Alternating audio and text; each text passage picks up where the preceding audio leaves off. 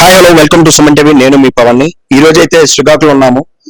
So అందరికీ తెలుసు, fire brand గా పేరున్నటువంటి దువ్వాడ శ్రీనివాసరావు తన మన భేదం లేకుండా ప్రతిపక్షంలో కానివ్వండి, అధికార పక్షంలో కానివ్వండి, ఎవరు తప్పు చేస్తే ఏ రోజు ఏ బాంబు పేరుస్తారంటూ భయంతో అయితే ఈ రోజు అధికారులు కానివ్వండి, అదేవిధంగా రాజకీయ నాయకులు ఉన్నటువంటి పరిస్థితులు అయితే ఈ రోజు నెలకొల్పారు. అయితే ఈ రోజు 75 కోట్ల కుంభకోణాన్ని వెలుగులోకి తీసుకొస్తానంటూ ఆధారాలతో పాటు మీడియా ముందుకు వచ్చినటువంటి దువ్వాడ శ్రీనివాసరావు అసలు ఏంటి కుంభకోణం, దానిపై ఆయన దగ్గర ఉన్నటువంటి ఆధారాలు ఏంటి, అవన్నీ కూడా ఒకసారి ఆయన మాటలో తెలుసుకుందాం.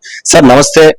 ఎప్పుడు కూడా వార్తల్లో ఒక చర్చనీయాంశంగా నిలబెట్టినటువంటి దువ్వాడ శ్రీనివాసరావు తెర మీదకి వచ్చారంటే ఏదో ఒక బాంబు పేలుస్తాడు అనేటువంటి టాక్ అయితే పబ్లిక్ లో ఉంది. ఈ రోజు మీరు పేలుస్తున్నటువంటి బాంబు 75 కోట్ల కుంభకోణం అంటే అయితే చెప్తున్నారు. అసలు ఏంటి కుంభకోణం, ఈ కుంభకోణంలోని మీ దగ్గర ఉన్నటువంటి ఆధారాలు ఏంటి? ఇదేంటంటే సివిల్ సప్లైస్ కి సంబంధించినటువంటి కుంభకోణం, బియ్యం సరఫరా సంబంధించి ప్రజా పంపిణీ వ్యవస్థ అంటూ ఒకటి ప్రభుత్వంలో. ఆ ప్రజా పంపిణీ వ్యవస్థ ద్వారా బియ్యాన్ని ప్రభుత్వం సేకరించి రైతుల వద్ద నుంచి రైస్ మిల్లర్స్ దగ్గర మిల్లింగ్ చేయించుకున్న తర్వాత అది గోడౌన్స్ కి రప్పించి ప్రభుత్వం సరఫరా చేస్తుంది పేదవాడికి.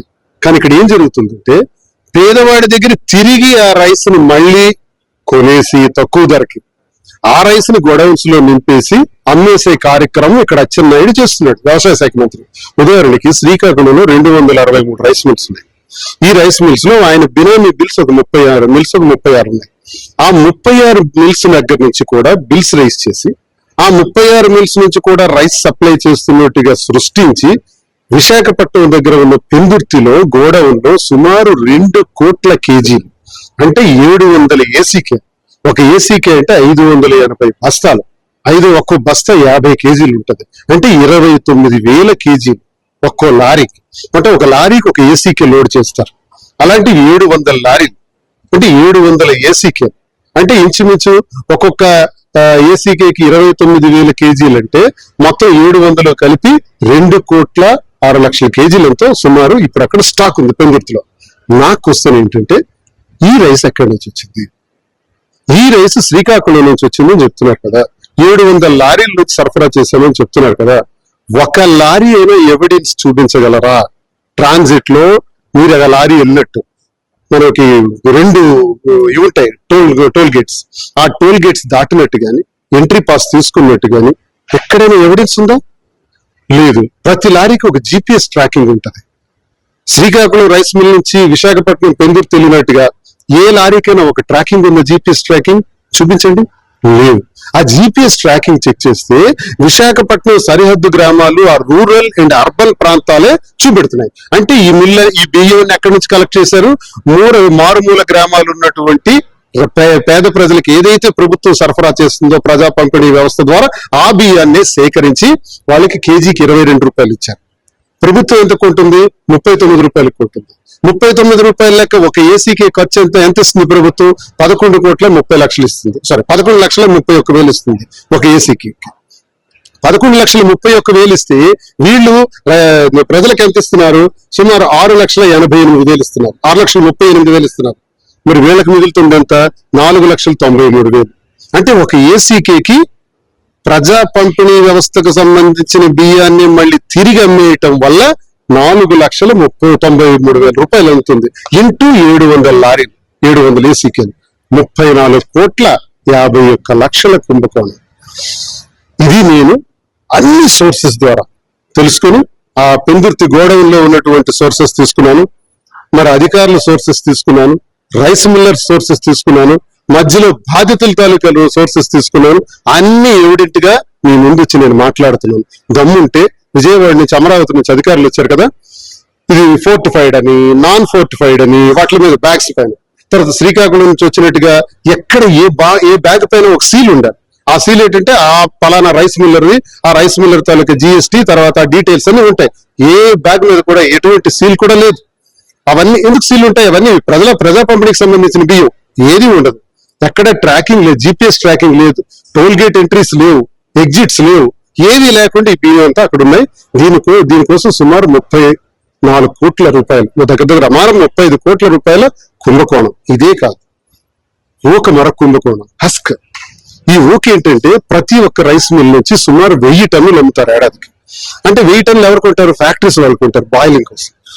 ఆ 1000 టన్నులు 30 లక్షల రూపాయలు అమ్ముతారు. 1000 టన్నులు అంటే 30,000 రూపాయలు ఇంక్రీజ్ 30 లక్షలు అవుతుంది 1000 టన్నులు అంటే.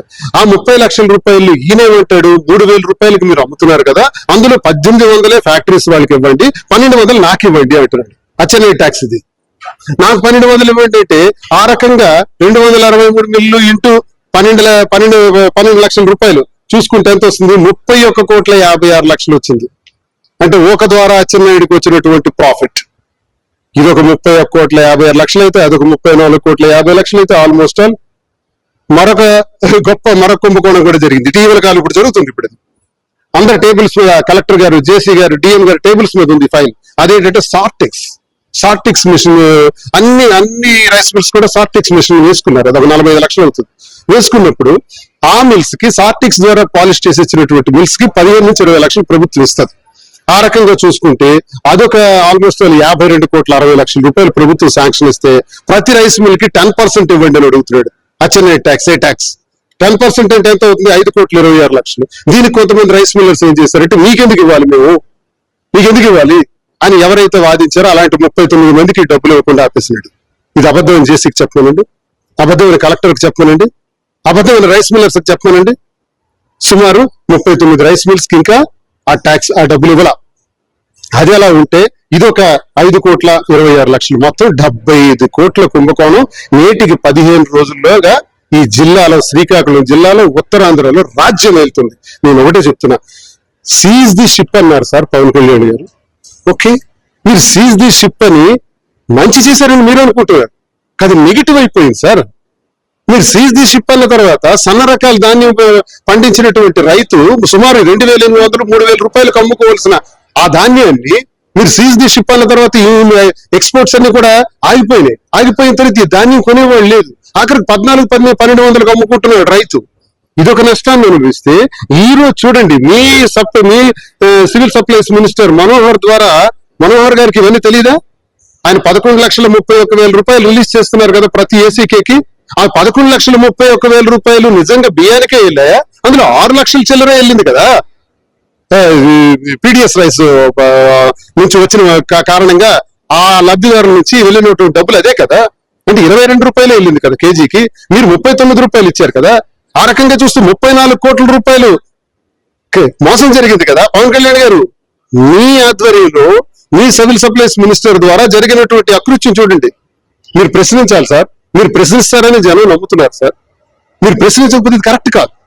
మీరు అడగాలి, ఇది నెగ్గి తీయాలి. ఇప్పుడే పెందుర్తి గోడౌన్స్ మీద అటాక్ చేయండి, శ్రీకాకుళం రైస్ మిల్స్ మీద అటాక్ చేయండి. ఎవరెవరు ఇచ్చారో బిల్స్ తీసుకోండి, టోల్ గేట్స్ ఇన్ఫర్మేషన్ తీసుకోండి, జీపీఎస్ ఇన్ఫర్మేషన్ తీసుకోండి, ఫోర్టిఫైడ్ నాన్ ఫోర్టిఫైడ్ తీసుకోండి. ఎక్కడ జరిగింది బ్యాగ్స్ తాలూకు ప్రతి బ్యాగ్ ని చెక్ చేయండి. అసలు దొంగలు దొరుకుతారు సార్. ఇంకా ఇది కాకుండా సార్టిక్స్ ద్వారా జరుగుతున్నటువంటి అన్యాయం, ఇవన్నీ కూడా చంద్రబాబు నాయుడు గారు మీరు 2 ఏళ్ల పాటు ముఖ్యమంత్రిగా చేశారు. 76 ఏళ్ల అనుభవం ఉన్నటువంటి ఒక గొప్ప వ్యక్తి. మీరు ఇది గమనించాలి సార్. లోకేష్ గారు, మీరు ఇది గమనించాలి. మీ దృష్టికి నేను పెట్టాలనే మీడియా ద్వారా ప్రజలకు తెలియజేయాలని ఈ విషయాలన్నీ నేను ధైర్యం చేసి చెప్తున్నాను. జిల్లాలో ఇంత జరుగుతున్నప్పుడు, 75 కోట్ల కుంభకోణం జరుగుతున్నప్పుడు, ఖచ్చితంగా ఏదైతే మీరైతే ఉన్నారో, అంటే నిన్నటి వరకు మీరు ఉన్నటువంటి పార్టీ అవ్వచ్చు, లేదంటే ప్రతిపక్ష పార్టీ కావచ్చు, సో ప్రతిపక్ష పార్టీ ఎందుకు దీనిపైన ఎటువంటి మాటలు మొదలు? అయ్యో సార్, వాడే బాగుంటే వీడెందుకు అన్నట్టు కంచే చేను వేసే రకం సార్ మా జిల్లా. ఈ శ్రీకాకుళంలో 75 కోట్ల రూపాయలలో ధర్మాన ట్యాక్స్ ఉంది. ఇంకా వాళ్ళకి వెళ్తుంది. అందుకే వాళ్ళు ప్రశ్నించరు. అయ్యా, మీకు ఇంకో విషయం చెప్పాలి. నేను ఎమ్మెల్సీగా వైఎస్ఆర్సీపీలో ఉండేటప్పుడు ఈ 2,063 మంది రైస్ మిల్స్ కి నేను ఒక విజ్ఞప్తి చేశాను. మీరు ఎందుకు శాశ్వతంగా హరిప్రసాద్ ఎన్నుకుంటారు? వాళ్ళు దొంగలు, ద్రోహులు, మీకు అన్యాయం చేస్తారు. వీళ్ళకి బుద్ధి లేదు రైస్ మిల్లర్స్ కి. వాళ్ళని బుర్ర మీద పెట్టుకుంటారు. అందుకే ఈ రోజు అనిపిస్తున్నా. వాళ్ళందరికీ నేను అదే తెలియజేస్తున్నాను. వాళ్ళు గట్టిగా నేను మాట్లాడాను. ఇంకో వ్యక్తిని మీరు ఎన్నుకోండి అన్నాను. ఎన్నుకోలేదు, ఇళ్ళని పెడతారు. ఒకవేళ ఎన్నుకోవడానికి వాళ్ళు సిద్ధపడితే, వైసీపీ నుంచి నేను సపోర్ట్ చేస్తుంటే అడ్డంగా కృష్ణదాస్ అల్లి as revenue minister, deputy CM Hariprasad కి, అచ్చెన్నాయుడికి సపోర్ట్ చేశాడు. ఆ రోజుల్లో ఆ ఫోటోలు కూడా మీకు ఇస్తాను. ఆ మీటింగ్ లో జరిగిన క్లిప్పింగ్స్ కూడా మీకు ఇస్తాను కావాల్స్తే. వాళ్ళు ఒకటైపోయినారు. ఒకటైన తర్వాత ఆ గవర్నమెంట్ లో కూడా చేయలేకపోయింది. ఇప్పుడు ఈ గవర్నమెంట్ లో చూస్తే మళ్ళీ ఒకటైపోయినారు. లోకేష్ గారు, చంద్రబాబు నాయుడు గారు, కేడీ బ్రదర్స్, కిలాడి బ్రదర్స్ కలిసిపోయారు. కలిసిపోయి నాటకాలు ఆడుకుంటున్నారు. ఊరికే 75 కోట్ల అచ్చెన్నాయుడు ఒక్కడే కాదు సార్, ఇందులో కొంత ధర్మానికి కూడా వెళ్తుంది సార్, డీ ట్యాక్స్ వెళ్తుంది. మీరు ధర్మాన ప్రసాద్ మీద మొన్న విశాఖపట్నంలో గట్టిగా మాట్లాడారు, కానీ డీ ట్యాక్స్ అచ్చెన్నాయుడే ఇస్తున్నాడు ధర్మానికి. దమ్ముంటే ధర్మానికి మాట్లాడమనండి, కౌంటర్ ఇవ్వమనండి.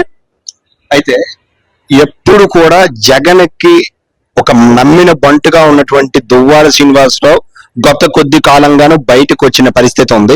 ఈరోజు దువ్వాడ శ్రీనివాసరావు ప్రతిపక్ష మాట్లాడుతున్నారా, ప్రజల తరపున మాట్లాడుతున్నారా? ఈ 75 కోట్ల స్కామ్ ని బయట పెట్టిన దువ్వాడ శ్రీనివాసరావు పాత్ర ఏంటంటే ఏం చెప్తారు? ఇండిపెండెంట్ గా వ్యక్తిగతంగా దువ్వాడ శ్రీనివాస్ గా మాట్లాడుతుంది. ఎందుకంటే నేను మాట్లాడితే మళ్ళీ ధర్మాన బ్యాచ్ నచ్చదు.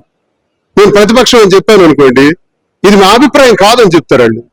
కాబట్టి నేను మరి అలా చెప్పలేను. అలాగని సస్పెండ్ చేస్తారు. నాకు సస్పెండ్ చేసినప్పుడు నేను చెప్పుకోలేను. కాబట్టి ఇండిపెండెంట్ గా ప్రజా గొంతు మాట్లాడుతున్నాను. దువ్వాడ శ్రీనివాస్ ఎప్పుడు మాట్లాడలేదు. థర్మల్ పవర్ ప్లాంట్ ని తరిమి కొట్టిన దువ్వాడ శ్రీనివాస్, ఈస్ట్ కోస్ట్ ది పాదయాత్ర చేసిన దువ్వాడ శ్రీనివాస్, ఎన్నో ఉద్యమాలు చేసి కేసులు జైళ్లు పడినటువంటి శ్రీనివాస్. ఇండివిజువల్ గా మాట్లాడుతున్నాను, వ్యక్తిగతంగా మాట్లాడుతున్నాను, యాజ్ అన్ ఇండిపెండెంట్ మాట్లాడుతున్నాను, ప్రశ్నిస్తున్నాను ప్రజా గొంతు. దీన్ని పరిరక్షించాలని, ఈ సమస్యను సరిదిద్దాలని, ఆ పీడిఎస్ రైస్ ఏదైతే ఉందో 700 లారీలు కూడా దాన్ని నిగ్గు తేల్చాలని నేను ప్రభుత్వాన్ని కోరుతున్నాను. ఈ ఊక లారీలు ఏవైతే సీజ్ చేశారో అవి రిలీజ్ చేయాలని కోరుతున్నాను. వాటికి నుంచి కలెక్ట్ చేస్తున్న 1200 రూపాయలు అచ్చెన్నాయుడికి ఇవ్వక్కర్లేదని తెలియజేస్తున్నాను.